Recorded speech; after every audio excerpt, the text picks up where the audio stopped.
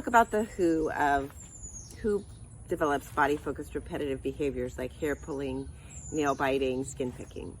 So people from all cultures are known to develop some version of these behaviors, and between 0.4 and 6% of the general public has clinical versions of these behaviors, meaning that they get in the way in some way of the quality of life.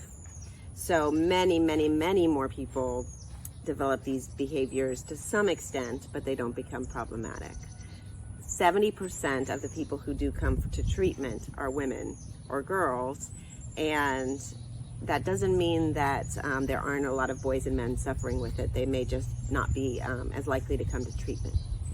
Also, these behaviors can start at any age, all the way as low as 2 years old, and usually develop in adolescence, but can also develop at later ages and as old as later in life, 80s. A trigger can somehow lead to the development of the behaviors. So if you are a therapist working with body-focused repetitive behavior disorders, you can expect that many, many people of many different ages will be walking in your door. All right, thanks.